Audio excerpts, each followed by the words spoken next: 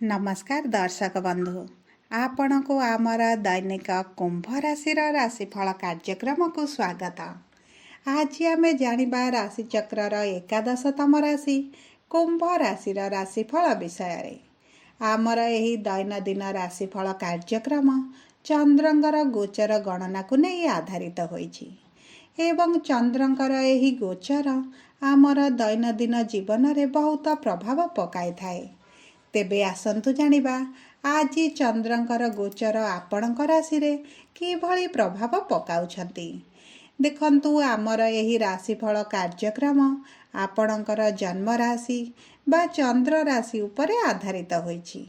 जदि आपणकर कुंभ लग्न होइथाए ताहले भी आपण एही भिडियोटी को शेष पर्यंत देखंतु। एबे आसंतु जानिबा डिसेम्बर मास 25 तारिख दिन किभଳି रहिछि कुंभ राशि व्यक्ति विशेष मानक पई।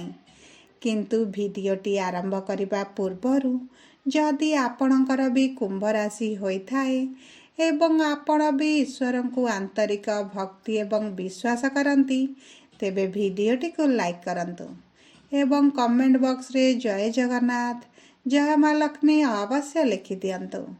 एबे आसंतु जानिबा आजिर तिथि एवं नक्षत्र विषय रे।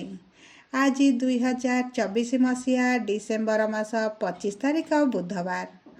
आजिर सूर्योदय समय सकाळ 6:22 एवं सूर्यास्त संध्या 5:11।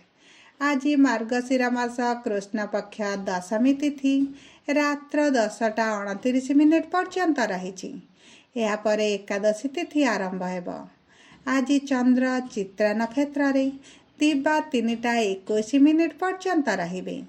तापरे स्वाति नक्षत्र को गोचर करिबे। आजिर चंद्र सुधी मेष वृष कर्कट सिंह तुला बिछा धनु एवं मकर राशिर घात चंद्र आज नाही। कर्कट राशिर घात बार अछि। आज दिबा 11:46 रु 1:07 पर्यंत राहुकाल रहिछि। एही समय रे आपण कौनसी शुभ कार्य न करिबा बहुत भल रहिबो। आजिर ब्रह्म मुहूर्त सकाळ 4:46 रु आरंभ होई 5:34 पर्यंत रहिछि। आजिर शुभ समय सकाळ 6:22 रु 8:32 दिबा 10:41 रु 11:46 दिबा 1:34 रु 3:44 संध्या 6:03 रु 6:56 रात्र 8:42 रु 3:05 एवं रात्र 4:44 रु 6:22 पर्यंत रहिछि।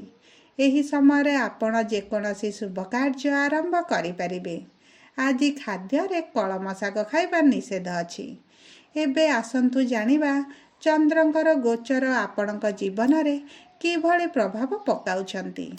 देखंतु आज कार्य क्षेत्र रे अत्यधिक व्यस्तता रहिबो।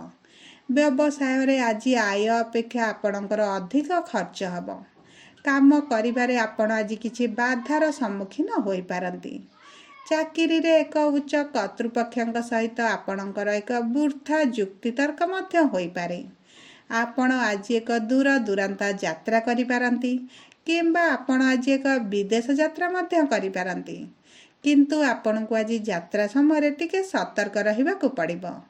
कारण आपणकर आज किछि मूल्यवान जिनिस चोरी हेबार मध्य संभावना अछि। आज आपण भ्रमण समय कौनसी अज्ञात व्यक्तिंक ठारू किछि खाद्य किंबा पानीय नियंतु नाही, नचेत आपण ठकामी रे पड़ी पारंती। आज आपण मद्यपान करिबा परे गाड़ी चलांतु नाही, नचेत दुर्घटना घटी पारे। रोजगार संधान रे आपण को आज बहुत बुलिबा को पड़ी पारे।